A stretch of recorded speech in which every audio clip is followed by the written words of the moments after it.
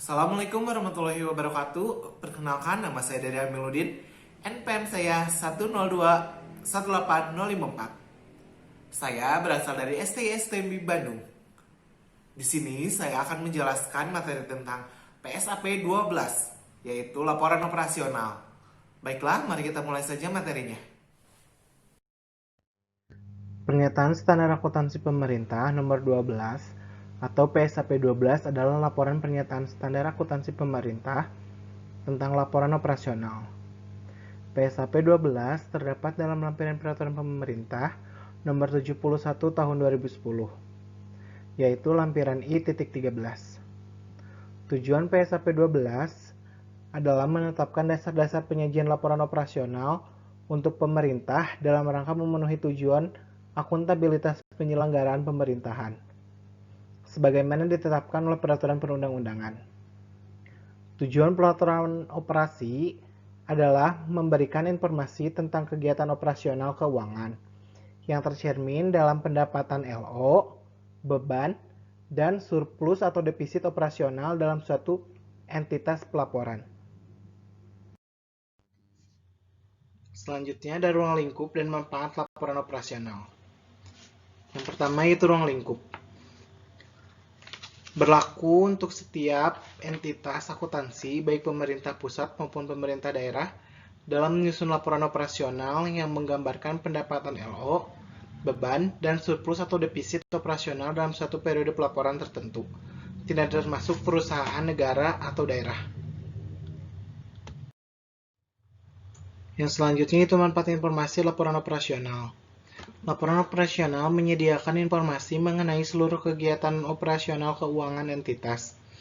Pelaporan yang tercermin dalam pendapatan LO, beban, dan surplus atau defisit operasional dari suatu entitas pelaporan yang penyajiannya disandingkan dengan periode sebelumnya. Pengguna laporan membutuhkan laporan operasional dalam mengevaluasi pendapatan LO dan beban untuk menjalankan suatu unit atau seluruh entitas pemerintahan. Sehingga laporan operasional menyediakan informasi mengenai besarnya beban yang harus ditanggung oleh pemerintah untuk menjalankan pelayanan, mengenai operasi keuangan secara menyeluruh yang berguna dalam mengevaluasi kinerja pemerintah dalam hal efisiensi, efektivitas, dan kehematan perolehan dan penggunaan sumber daya ekonomi, yang berguna dalam memprediksi pendapatan LO yang akan diterima untuk mendanai kegiatan pemerintah pusat dan daerah dalam periode mendatang, dengan cara menyajikan laporan secara komparatif mengenai penurunan ekuitas bila defisit operasional dan peningkatan ekuitas bila surplus operasional. Lalu selanjutnya ada periode laporan. Laporan operasional disajikan sekurang-kurangnya sekali dalam setahun. Dalam situasi tertentu, apabila tanggal laporan suatu entitas berubah dan laporan operasional tahunan disajikan dengan suatu periode yang lebih pendek dari 1 tahun, entitas harus mengungkapkan informasi sebagai berikut. 1. Alasan penggunaan periode pelaporan tidak 1 tahun. 2. Fakta bahwa jumlah-jumlah komparatif dalam laporan operasional dan catatan terkait tidak dapat diperbandingkan.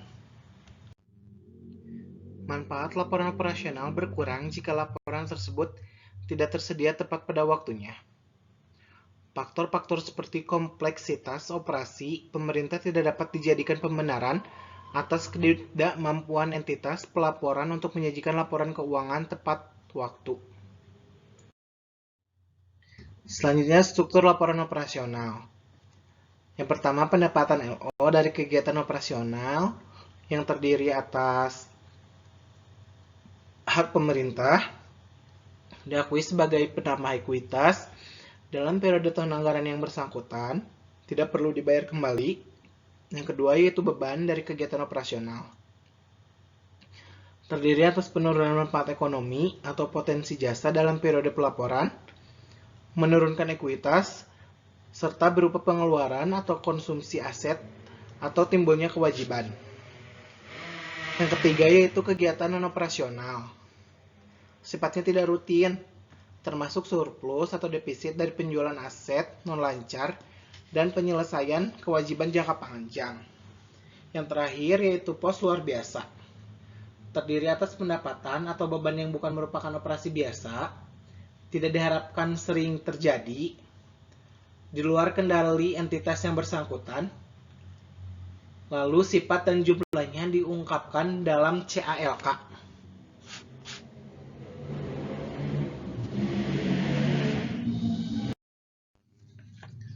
Akuntansi pendapatan LO. Pendapatan LO diakui pada saat timbulnya hak atas pendapatan direalisasi, yaitu adanya aliran sumber masuk dari ekonomi. Pendapatan LO diklasifikasikan menurut sumber pendapatan. Akuntansi pendapatan LO dilaksanakan berdasarkan asas bruto, yaitu dengan membukukan pendapatan bruto dan tidak mencatat jumlah netonya, setelah dikompensasikan dengan pengeluaran. Dalam hal besaran pengurang terhadap pendapatan LO, bruto biaya bersifat variabel terhadap pendapatan dimaksud, dan tidak dapat diestimasi terlebih dahulu dikarenakan proses belum selesai. Maka asas bruto dapat dikecualikan. Dalam hal badan layanan umum, pendapatan diakui dengan mengacu pada peraturan perundang-undangan yang mengatur mengenai badan layanan umum.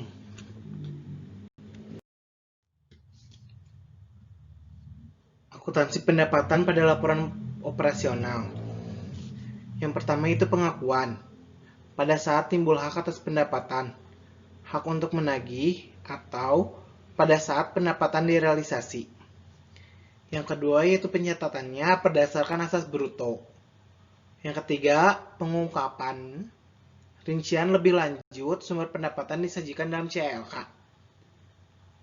4. Klasifikasinya menurut sumber daya pendapatan. Akuntansi beban. Beban diakui pada saat timbulnya kewajiban, terjadinya konsumsi aset, terjadinya penurunan manfaat ekonomi atau potensi jasa. Dalam hal badan layanan umum, beban diakui dengan mengacu pada peraturan perundang-undangan yang mengatur mengenai badan layanan umum. Beban diklasifikasikan menurut klasifikasi ekonomi. Yang pertama, yaitu beban transfer.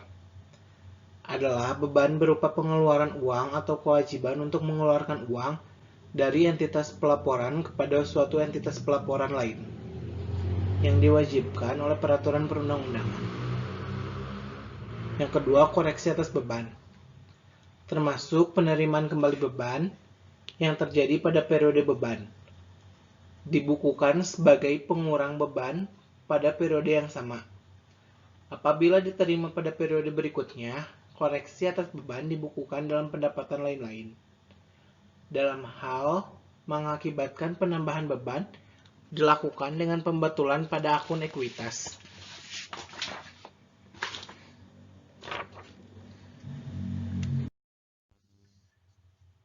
Surplus atau defisit dari kegiatan operasional. Yang pertama itu surplus. Surplus dari kegiatan operasional adalah selisih lebih antara pendapatan dan beban selama satu periode pelaporan.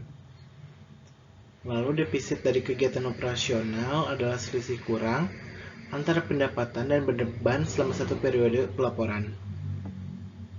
Selisih lebih atau kurang antara pendapatan dan beban selama satu periode pelaporan dicatat dalam pos surplus atau defisit dari kegiatan operasional.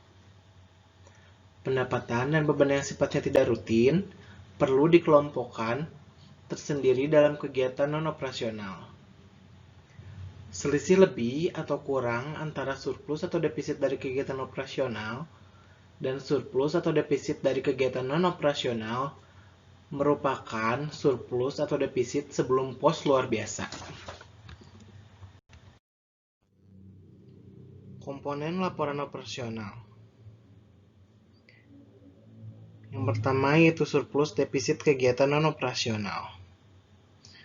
Surplus atau defisit dari kegiatan non-operasional, pendapatan dan beban yang sifatnya tidak rutin perlu dikelompokkan tersendiri dalam kegiatan non-operasional, termasuk dalam pendapatan atau beban dari kegiatan non-operasional, antara lain surplus atau defisit penjualan aset non-lancar, surplus atau defisit penyelesaian kewajiban jangka panjang, dan surplus atau defisit dari kegiatan non-operasional lainnya.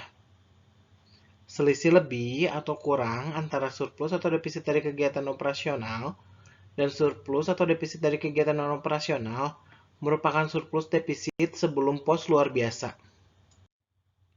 Lalu ada pos luar biasa. Pos luar biasa disajikan terpisah dari pos-pos lainnya dalam laporan operasional dan disajikan sesudah surplus atau defisit sebelum pos luar biasa.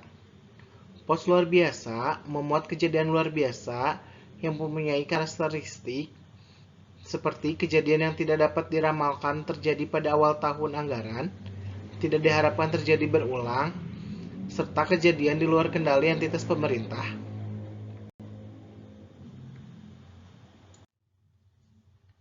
Selanjutnya, surplus atau defisit LO. Surplus atau defisit LO adalah penjumlahan selisih lebih atau kurang antara surplus atau defisit kegiatan operasional, kegiatan non-operasional, dan kejadian luar biasa.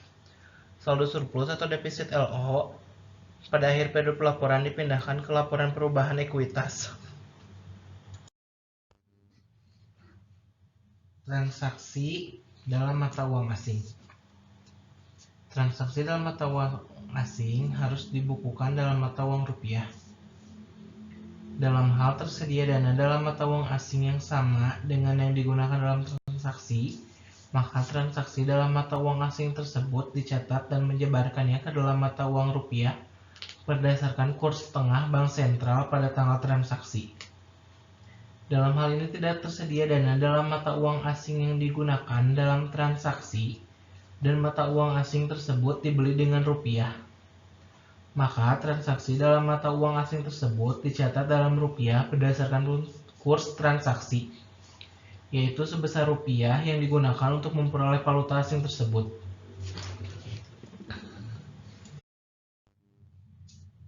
Dalam hal tidak tersedia dana dalam mata uang asing yang digunakan untuk bertransaksi dan mata uang asing tersebut dibeli dengan mata uang asing lainnya, maka transaksi mata uang asing ke mata uang asing lainnya dijabarkan dengan menggunakan kurs transaksi. Transaksi dalam mata uang asing lainnya tersebut dicatat dalam rupiah berdasarkan kurs tengah bank sentral pada tanggal transaksi. Transaksi dalam bentuk barang dan jasa. Transaksi pendapatan LO dan beban dalam bentuk barang atau jasa harus dilaporkan dalam laporan operasional dengan cara menaksir nilai wajar barang atau jasa tersebut pada tanggal transaksi. Di samping itu, transaksi semacam ini juga harus diungkapkan sedemikian rupa pada catatan atas laporan keuangan, sehingga dapat memberikan semua informasi yang relevan mengenai bentuk dari pendapatan dan beban. Transaksi pendapatan dan beban dalam bentuk barang atau jasa antara lain hibah dalam wujud barang, barang rampasan, dan jasa konsultasi. Demikian materi yang dapat saya sampaikan. Terima kasih atas perhatiannya. Assalamualaikum warahmatullahi wabarakatuh.